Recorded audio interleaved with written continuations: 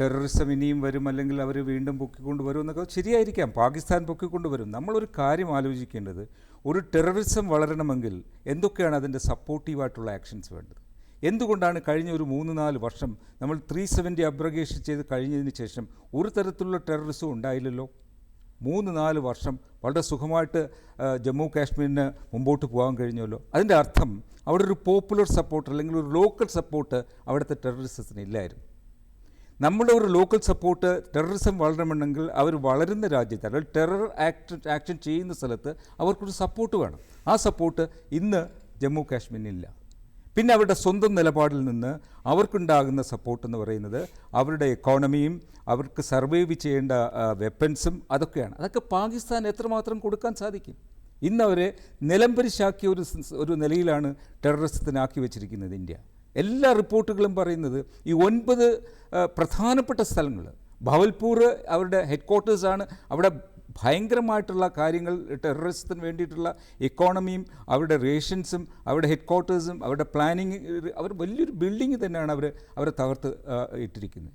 അത് കഴിഞ്ഞ് നോക്കിക്കഴിഞ്ഞ് കഴിഞ്ഞാൽ നമ്മുടെ പറയുന്ന ഈ 9 ടാർഗറ്റും പ്രിസൈസായിട്ട് സെലക്ട് ചെയ്ത ടാർഗറ്റാണ്.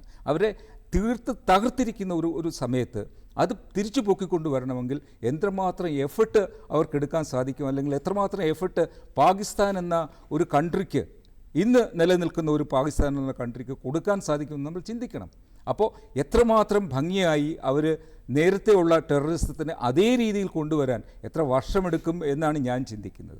കാരണം ഒരു സപ്പോർട്ട് അവർക്കില്ല, ലോക്കൽ സപ്പോർട്ടില്ല, ലോക്കൽ ആളുകൾ അവരുടെ കൂടെ നിൽക്കുന്നില്ല.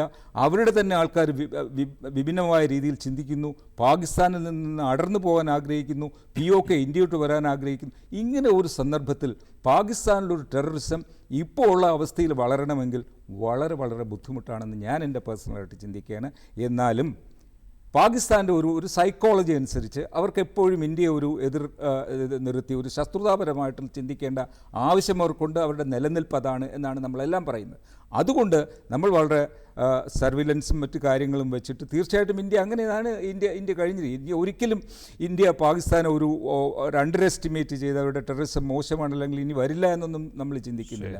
പക്ഷേ അതിനൊരു ലിമിറ്റ് ഉണ്ട് എന്നുള്ളതാണ് എനിക്ക് പൂർണ്ണമായിട്ടും പാകിസ്ഥാൻ ഇനി തുടർന്നു കൊണ്ടുവരാൻ പഴയ ഒരു ടെററിസം രീതിയിലേക്ക് പോകാൻ ലോകരാഷ്ട്രങ്ങളുടെ സപ്പോർട്ടില്ല, ലോക്കൽ സപ്പോർട്ടില്ല, അവരുടെ തന്നെ ഇക്കോണമി നശിച്ച ഒരു അവസരത്തിൽ എത്രമാത്രം അവർക്ക് ഈ ടെററിസത്തിനെ തിരിച്ചു കൊണ്ടുവരാൻ പറ്റുമെന്ന് ചിന്തിക്കേണ്ടത്.